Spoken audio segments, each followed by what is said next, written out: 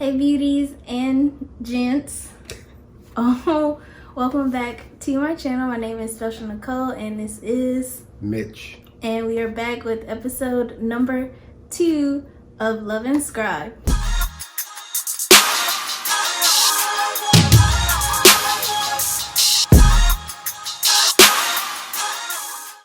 So today we are going to share one thing that we think is so important for your relationships. It will save your relationships. It will get you through the intentional dating phase. You won't have to be dealing with any kind of, what would you be dealing with when you're dating? Fluff. Yeah, it's been so long. But you won't have to deal with any of that if you have and practice this one thing. Today's episode is inspired by an article that we found that was basically an interview with Iman Shumpert, and he was talking about his relationship with Tiana Taylor. So there's an excerpt that reads, The athlete shared that it's because of their ability to grant each other grace in times of disagreement that they've been able to keep their marriage stronger than Teflon, even in times of weakness. So the word that kind of sticks out from both of Iman's quotes is the word grace. And that's kind of the premise of today's discussion. So the biblical standpoint is the unearned, unmerited, undeserving gift of love and mercy from God. So there's nothing you can do to earn it. There's nothing you can do work to obtain it. Like, you can't do any of that. It's just a free gift that God gives us, even in our wrongs. But my perspective is just to know the difference between the issue versus the person. And so basically what that means is a lot of times when you're in relationships, two people can be arguing or having a disagreement about something, and they spend more time going at each other, the person, than actually getting to the root of the issue. I look at it as it being about forgiveness and the understanding that everyone has their own flaws and they are imperfect, and everybody in the world is trying to live and make it day to day. And how do you expect me to show you grace? I guess in the best way to say it would just be to help me along the way. So if there's ever a point where you have an issue or a concern, if there is something you want to see me execute differently or do more consistently, like, just help me along the way. Like, give me whatever information I need to do the job, because men ain't mind readers. We don't always get it figured out the first time. So sometimes you just gotta tell us step by step. So I guess what grace looks like for me is just being able to help me along the way. So. And I feel like it's basically what makes or breaks a relationship. So if you have grace or you're extending grace to your partner, then the relationship is destined to stand the test of times. But if you don't have that grace and you're focusing, like he mentioned earlier, focusing on the person versus the issue, when you're like focusing on the wrong thing, then it leaves room for the issue to grow bigger and bigger and bigger, and then eventually drive a wedge between the two of you. And that's how like relationships are ending and marriages are ending and all of that. But although I agree, like I mentioned earlier, like being in this relationship was the first time that I had someone saying like, you should be extending me grace in the relationship. And like, I've always had an understanding of what it was, but to actually have someone say that to me, it was like a bunch of pressure. I feel unfair because like to actually be able to extend the kind of grace that God extends,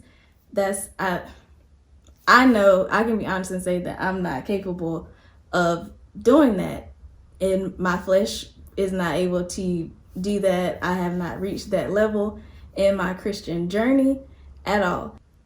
But like, grace isn't for me, it's for that person. So it's like, I don't extend grace expecting God to bless me. It's like, it's supposed to be, like I said, a reflection of God. So it's tough, right? Because we live in a society that's big on like you hear more people boast and brag about canceling somebody or cutting somebody off more than just like shining light on the fact that, hey, like, this is our friendship and it's strong, or this is our relationship and it's strong. We've had our moments, but we've still been able to extend each other grace. All right, y'all. So we've been talking a lot about our own personal definitions for grace, and although we are both valid in how we perceive and understand and receive grace, the real reason why we're here is to make sure that you are aware of what grace truly means biblically and why it's important for you to have it in your relationship. So we're going to revisit how grace is defined in the Bible, and then we are going to apply it to your relationship, or why it's important to your relationship. All right, guys, so just kind of to wrap things up, I'm going to speak on things from a male perspective. And there's a scripture I wanted to share with my fellas. It's very familiar to everybody, but if you don't know, I'll read it. It's 1 Corinthians chapter 13, verses 4 through 8. And this scripture just talks about love, because grace is a part of what love is. So it says, love is patient, love is kind. It does not envy, it does not boast, it is not proud. It does not dishonor others. It is not self-seeking. It is not easily angered. It keeps no record of wrongs. Love does not delight in evil, but rejoices with the truth. It always protects, always trusts, always hopes, and always perseveres. Love never fails, but where there are prophecies, they will cease. Where there are tongues, they will be still. Where there is knowledge, it will pass away.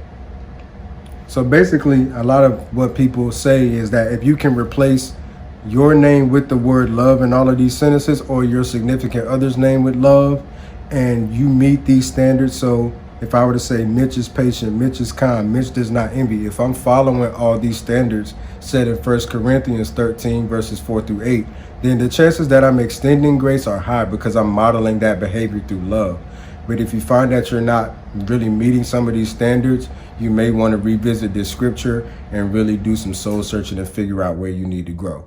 All right, ladies. So for me, I'm still learning how to apply grace in my relationship. I will be the one to let you know I do not have all the answers. I am learning as I go. And relationships is a lot of learning and unlearning.